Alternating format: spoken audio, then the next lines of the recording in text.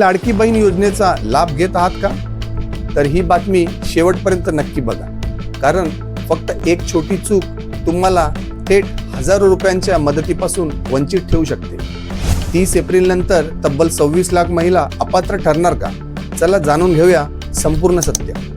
महाराष्ट्र सरकारची महत्त्वाची योजना मुख्यमंत्री माझी लाडकी बहीण योजना पुन्हा चर्चेत आली आहे. या योजनेअंतर्गत राज्यातील लाखो महिलांना दरमहा आर्थिक मदत दिली जाते.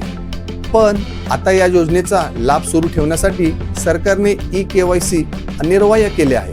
सरकारने स्पष्ट सांगितले आहे की 30 एप्रिल ही ई-केवायसी पूर्ण करण्याची अंतिम मुदत आहे. धक्कादायक बाब म्हणजे अजूनही सुमारे 26 लाख महिलांनी ई-केवायसी पूर्ण केलेलं नाही. जर या महिलांनी वेळेत प्रक्रिया पूर्ण केली नाही तर त्यांचा लाभ थांबवला जाऊ शकतो.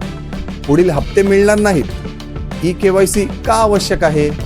सरकारने ही प्रक्रिया का अनिवार्य केली?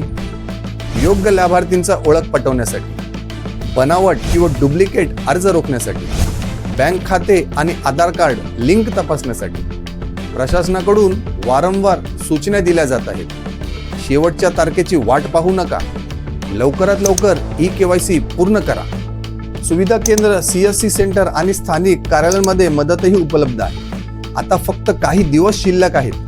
30 एप्रिल पूर्वी ई-केवायसी पूर्ण केलं नाही तर तुम्हाला थेट आर्थिक फटका बसू शकतो.